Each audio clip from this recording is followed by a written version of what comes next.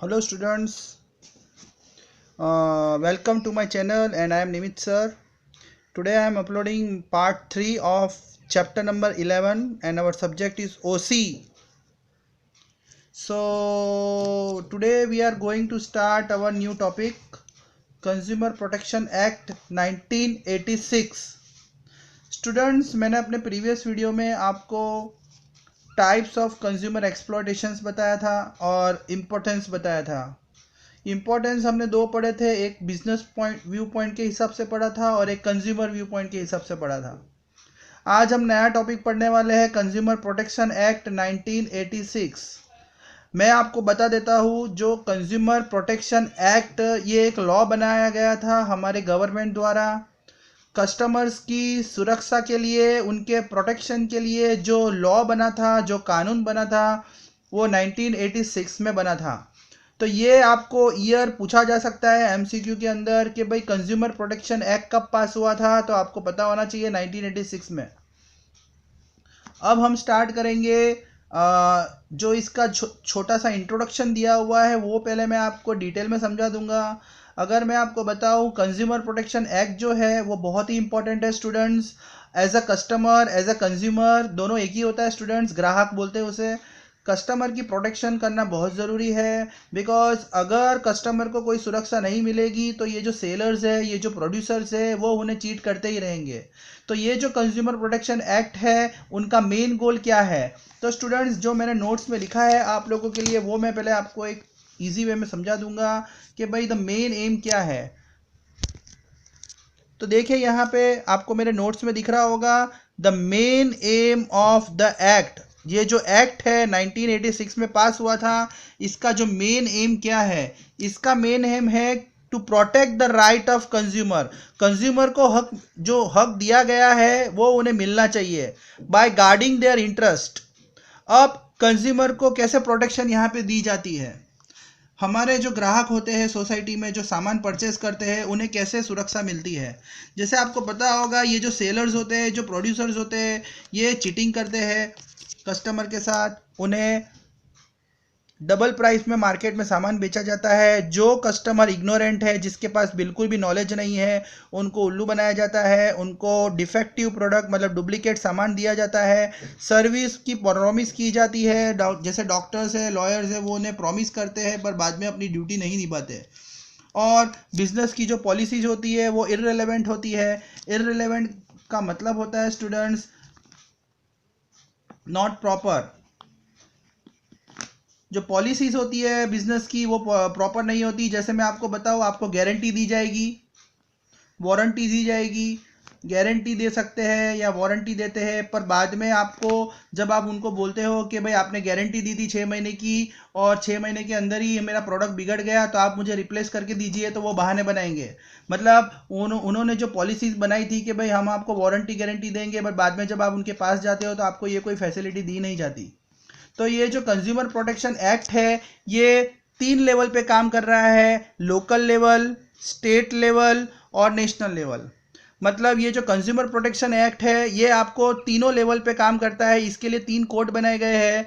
अगर आपके साथ कोई भी प्रॉब्लम होती है तो या तो आप डिस्ट्रिक्ट लेवल कोर्ट पे जा सकते हो, या स्टेट लेवल कोर्ट पे जा सकते हो स्टूडेंट्स, या तो आप नेशनल लेवल पे जाते हो।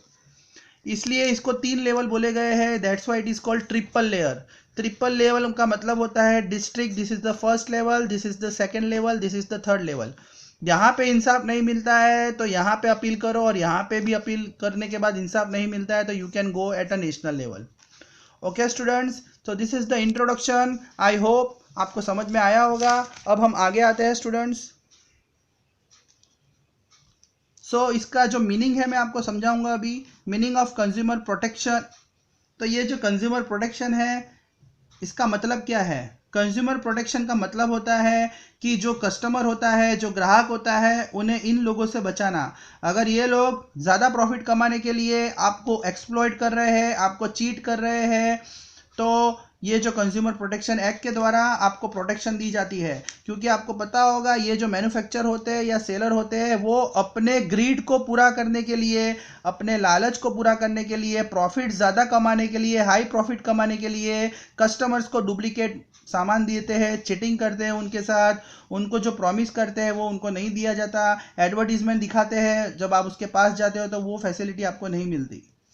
तो कंज्यूमर के लिए हमारी सरकार ने जो राइट्स बनाए हैं और जो रिस्पॉन्सिबिलिटी बनाए हैं वो हम पढ़ेंगे। सबसे पहले हम पढ़ेंगे राइट स्टूडेंट्स। यहाँ पे जो प्रिंटिंग मिस्टेक्स है आपकी बुक में, यहाँ पे रिस्पॉन्सिबिलिटी ऑफ कंज्यूमर दिया होगा तो आपको यहाँ पे करेक्ट करना है। ये रिस्पॉन्सिबिलिटी नहीं है, ये राइट है। कंज्यूमर को जो सरकार ने हक दिए हैं, जो राइट्स दिए हैं, उसके बारे में हम पढ़ेंगे। टोटल 6 राइट्स है जो हम सबको मिला है। हम सब कंज्यूमर है, हम कहीं ना कहीं कोई भी सामान परचेस करते हैं, तो we all are consumer students. दुनिया में ऐसा कोई नहीं है जो कंज्यूमर नहीं है, कोई ना कोई सामान तो हम खरीदेंगे ही। फिर वो कोई बिजनेसमैन होगा, वो भी कहीं ना कहीं सामान तो परचेस करेगा ही। तो ऑल आर कंज्यूमर स्टूडेंट्स। तो हम एक एक करके ये राइट्स को पढ़ने वाले हैं अभी। सबसे पहला राइट है राइट टू सेफ्टी, दूसरा है information, third choice, fourth representation, and fifth is redressal, and six is consumer education. एक एक करके हम ये राइट को डिटेल में पढ़ेंगे स्टूडेंट्स। तो हम एक एक करके ये राइट को हम लोग पढ़ने वाले हैं स्टूडेंट्स। सबसे पहला राइट्स है राइट्स टू सेफ्टी। कंज्यूमर को प्रोडक्ट जो है वो सेफ मिलना चाहिए, हार्मफुल प्रोडक्ट नहीं मिलना चाहिए जो उसके हेल्थ को नुकसान पहुंचाए। So every consumer is entitled to get protection from the product which are harmful. जितने भी दुनिया में कंज्यूमर है उनका ये हक है कि जो भी वो प्रोडक्ट परचेस कर रहे हैं, अपने मेहनत की कमाई देके जो सामान परचेस कर रहे हैं, वो सामान उनको हार्मफुल नहीं होना चाहिए, वो हार्मलेस होना चाहिए। मतलब जो भी प्रोडक्ट है वो उनके हेल्थ को नुकसान नहीं पहुंचाए। मतलब ऐसा प्रोडक्ट नहीं होना चाहिए जिससे जो प्रोडक्ट यूज करने से आपकी बॉडी को डैमेज हो। फॉर एग्जांपल, सब स्टैंडर्ड क्वालिटी का अगर आपको इलेक्ट्रिक अप्लायंसेस मिलता है, सब स्टैंडर्ड क्वालिटी का मतलब होता है कि भाई लो क्वालिटी का आपने कोई भी इलेक्ट्रॉनिक प्रोडक्ट परचेस किया, या कोई वायर परचेस किया, या कोई भी इलेक्ट्रॉनिक इक्विपमेंट यूज किया है, तो हो सकता है उसमें जब आप यूज करोगे तो वो बर्न हो सकता है, वो जल सकता है, जिसके वजह से आपको इंजरी हो सकती है। देखो यहाँ पे लिखा हुआ है, अगर आप सब स्टैंडर्ड क्वालिटी का इलेक्ट्रिक अप्लायंसेस यूज करते हो तो it may be dangerous to you sir. Okay, तो this appliances should not be used. मतलब जो दुकान वाला है, जो शॉपकीपर है, अगर वो आपको कोई ऐसा सब स्टैंडर्ड क्वालिटी का सामान देता है जिसकी वजह से आपको हार्म होता है, तो आप उनके ऊपर कंप्लेन कर सकते हो। दैट्स वाई बोला गया है कि जितने भी शॉपकीपर है उन्हें ऐसे प्रोडक्ट सप्लाई करने हैं अपने कंज्यूमर को जो हार्मफुल नहीं हो, जो सेफ हो। बिकॉज जो कंज्यूमर होता है स्टूडेंट्स, वो अपनी मेहनत की कमाई आपको देता है, तो वो उसका हक है कि उसे जो प्रोडक्ट मिले वो सेफ हो। इसलिए उसे किस तरह का प्रोडक्ट हमें उनको प्रोवाइड करना है, स्टैंडर्डाइज प्रोडक्ट, जो लीगल प्रोडक्ट हो, जो गवर्नमेंट के द्वारा अप्रूव हो। स्टैंडर्डाइज का मतलब होता है approved product which is approved by government, and superior quality, good quality product. Appliances should be use so that consumer can be protected. तो कंज्यूमर को इस तरह का प्रोडक्ट मिलना चाहिए जिससे उसको प्रोटेक्शन मिले, ना कि उसे कोई लो क्वालिटी का प्रोडक्ट आपको उसे प्रोवाइड करना है। नहीं, वैसा नहीं देना है। हमें उसे स्टैंडर्ड प्रोडक्ट देना है, हमें उसे गुड क्वालिटी का प्रोडक्ट देना है जिससे उसकी लाइफ मेंटेन रहे, क्योंकि उसकी भी लाइफ उतनी इंपॉर्टेंट है जितनी आपकी है। ओके स्टूडेंट्स, सेकंड है राइट टू इंफॉर्मेशन। तो यहाँ पे हम देखेंगे जो सेकंड पॉइंट है राइट टू इंफॉर्मेशन, उसमें हम क्या पढ़ने वाले हैं। सो स्टूडेंट्स, जो सेकेंड पॉइंट है राइट टू इंफॉर्मेशन, उसमें यह बताया गया है consumer should get all information regarding the product. मतलब जो कंज्यूमर है उसे प्रोडक्ट की सारी जानकारी मिलनी चाहिए, वो उसका हक है। फिर वो मैन्युफैक्चरिंग डेट हो या वो डायरेक्शन हो। मतलब आपको पता होगा जब भी आप प्रोडक्ट परचेस करते हो तो उसमें इंग्रेडिएंट्स लिखा आता है। जैसे आप बालाजी वेफर खाते हो तो उसमें लिखा होगा कि क्या क्या उन्होंने मिक्स किया है, किस तरह का मसाला मिक्स किया है, ये आपका जानने का पूरा अधिकार है। क्योंकि एज अ कंज्यूमर आपको भी पता होना चाहिए कि आप जो प्रोडक्ट यूज कर रहे हो उसमें क्या मिला हुआ है। फिर वो आप शैम्पू यूज करो या सोप यूज करो, पैकिंग में पूरा लिखा होता है क्या क्या उन्होंने इंग्रेडिएंट्स यूज किए हैं, क्या क्या केमिकल यूज किए हैं। सेकेंड, प्रोडक्ट कब मैन्युफैक्चर हुआ है, प्रोडक्ट कैसे यूज किया जाता है। अगर आप शैम्पू यूज करते हो या फेस पैक यूज करते हो तो उसमें उसका यूज करने का तरीका बताया गया होगा स्टूडेंट्स। प्रिंट पैकिंग में आपको प्राइस भी बताई गई होगी, एमआरपी भी बताई गई होगी, क्वालिटी किस तरह की है। क्वालिटी में अगर आप देखो तो कंपनी का लोगो होता है, वो लोगो पहचान के आप पता कर सकते हो कि जो प्रोडक्ट आप यूज कर रहे हो वो क्वालिटी का है कि नहीं है, और प्रोडक्ट प्योर है कि नहीं है या उसमें कोई मिक्स किया गया है तो आप वो प्रोडक्ट यूज नहीं करोगे। तो हर कंज्यूमर जो है उसका ये हक है कि उसे प्रोडक्ट की सारी इंफॉर्मेशन मिलनी चाहिए। For this legally a manufacturer is bound to display, तो ये जो मैन्युफैक्चरर है उसे कंपलसरी अपने प्रोडक्ट में ये सारी इंफॉर्मेशन प्रोवाइड करनी है। जब भी वो प्रोडक्ट को पैक कर रहा है तो उसे ये ध्यान में रखना है कि कंज्यूमर के लिए सारी इंफॉर्मेशन उसके लिए अवेलेबल हो। Third, choice. Every consumer has a right to choose and they have a right to choose either goods और सर्विस। हर कंज्यूमर का ये हक है कि उसके पास वैरायटी हो, क्योंकि अगर उसको वैरायटी नहीं मिलेगी तो मार्केट में मोनोपोली हो जाएगी। आपको पता होगा मोनोपोली क्या होती है। मोनोपोली में कंज्यूमर को एक्सप्लॉइट किया जाता है। अगर एक ही सेलर होगा या एक ही मैन्युफैक्चरर होगा तो हो सकता है कि भाई वो प्राइस राइज करके प्राइस बढ़ा के कस्टमर को चीट करे। तो ये कंज्यूमर का हक है कि उसे मार्केट में जो भी सामान मिल रहा है वो वैरायटी में हो और अवेलेबल हो। He must get them at a competitive price, और जो कंज्यूमर है उसे जो सामान मिल रहा है वो रीजनेबल प्राइस में मिलना चाहिए और वो राइट क्वांटिटी में मिलना चाहिए, ना कि मार्केट में प्रोडक्ट का शॉर्टेज हो जाए। मार्केट में हमेशा प्रोडक्ट का अवेलेबिलिटी होना चाहिए और राइट प्लेस और राइट टाइम। जो कंज्यूमर के आसपास जो मार्केट एरिया है वहाँ पे सामान अवेलेबल होना चाहिए और राइट टाइम में अवेलेबल होना चाहिए। मतलब ये कंज्यूमर की पूरी राइट्स है कि जो भी सामान मिले उसके पास वैरायटी हो। मार्केट में अगर वो सामान को परचेस करने जा रहा है तो उसके पास अवेलेबल होना चाहिए, अलग अलग तरह का सामान होना चाहिए। ऐसा नहीं है कि अगर वो चाय की पत्ती लेने गया हो तो उसे एक ही कंपनी की मिले, उसके पास वैरायटी होनी चाहिए। अगर उसको लगता है कि भाई ये प्राइस मेरे जो प्रोडक्ट जो प्राइस में अवेलेबल है वो मेरी हैसियत का नहीं है तो वो दूसरी कंपनी का प्रोडक्ट भी यूज़ कर सकता है। राइट क्वांटिटी में होना चाहिए, राइट टाइम में होना चाहिए और राइट प्लेस में होना चाहिए। This right to select on a part, और ये कंज्यूमर के ऊपर होता है कि वो किस तरह का प्रोडक्ट चूज करे। वो अपने हैसियत के हिसाब से, अपने बजट के हिसाब से सामान को परचेस करेगा। अब वो अगर उसको लगता है कि भाई मुझे बहुत हाई क्वालिटी का सामान चाहिए तो वो ज़्यादा प्राइस देने के लिए रेडी है। किस तरह का ब्रांड होना चाहिए, किस तरह का प्राइस और साइज, ये सब कंज्यूमर के ऊपर होना चाहिए। तो प्रोड्यूसर को जब भी सामान बना रहा है तो उसे ये सब चीज़ों की बात ध्यान में रखना है।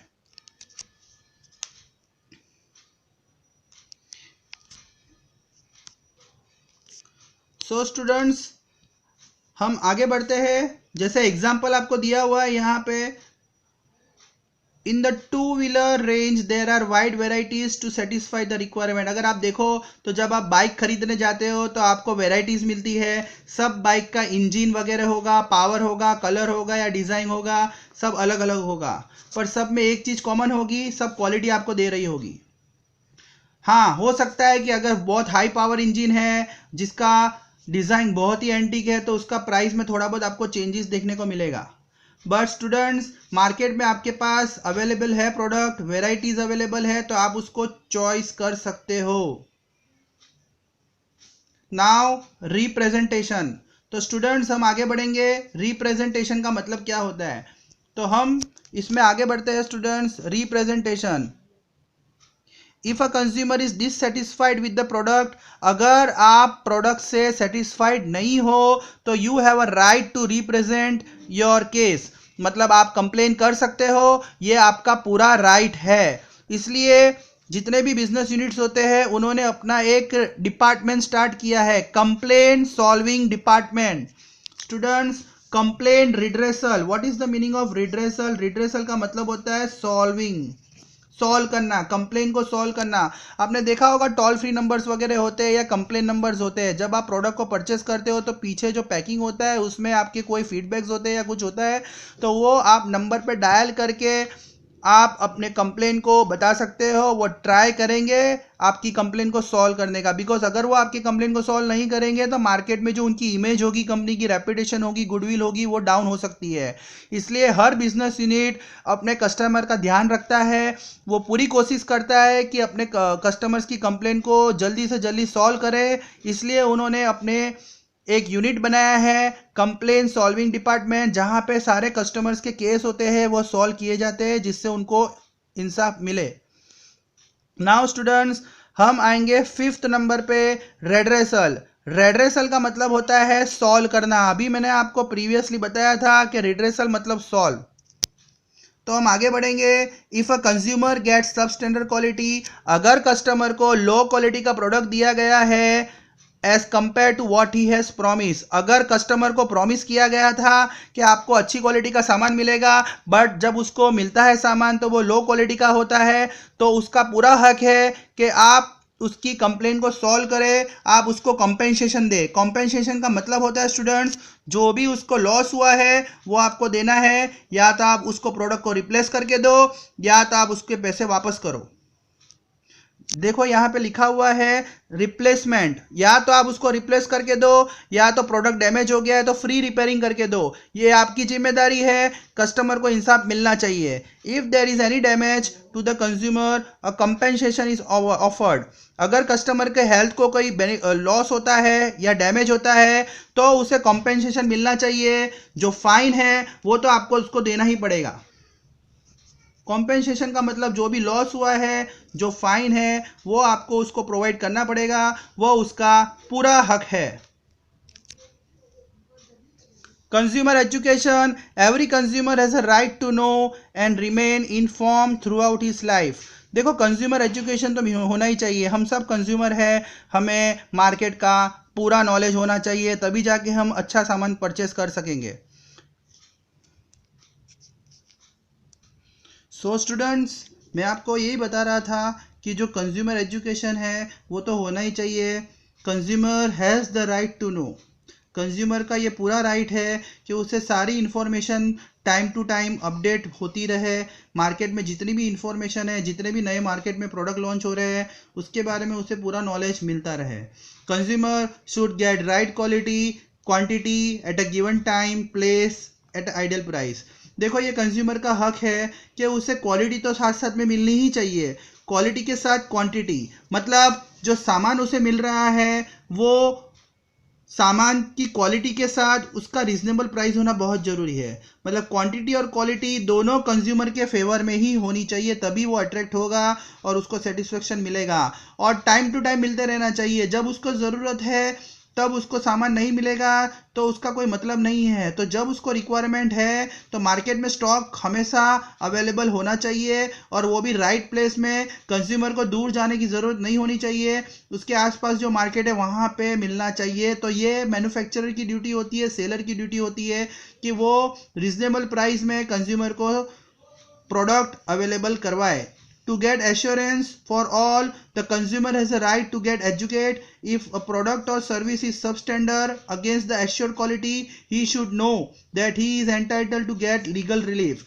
कंज्यूमर को इतना एजुकेशन तो होना ही चाहिए कि अगर उसे लगता है कि अगर मुझे लो क्वालिटी का सामान प्रोवाइड किया गया है और मुझे प्रॉमिस किया गया था कि मुझे जो सामान मिलेगा वो क्वालिटी का होगा, बट जो मुझे मिला है वो लो क्वालिटी का है, तो उसे इतना तो पता होना चाहिए कि मैं कंप्लेंट कहाँ रजिस्टर करवाऊँ। अगर उसे नहीं पता होगा तो मार्केट में ये जो सेलर्स होंगे वो हमेशा चीट करते ही रहेंगे और ये सिलसिला चलता ही रहेगा। So according to the UNO, United Nation Organization, ये इंटरनेशनल लेवल पे काम करती है स्टूडेंट्स, और इनका एक ही मकसद है कि मार्केट में कंज्यूमर को हमेशा सामान टाइम टू टाइम मिलता रहना चाहिए, और वो भी गुड क्वालिटी का। कंज्यूमर के साथ कभी भी चीटिंग नहीं होनी चाहिए। तो यूएनओ ने भी दो नीड्स बताई है, दो राइट्स जो है ये एक्स्ट्रा राइट्स है स्टूडेंट्स, ये आपको यूएनओ के राइट्स है तो ये भी आपको पढ़ने तो पड़ेंगे ही। तो पहला जो है वो बेसिक नीड्स है। बेसिक नीड्स का मतलब होता है जो गुड्स एंड सर्विस, जो बेसिक रिक्वायरमेंट है जीने के लिए, लिविंग लिखा हुआ है यहाँ पे फॉर डिसेंट लिविंग। डिसेंट का मतलब होता है प्रॉपर।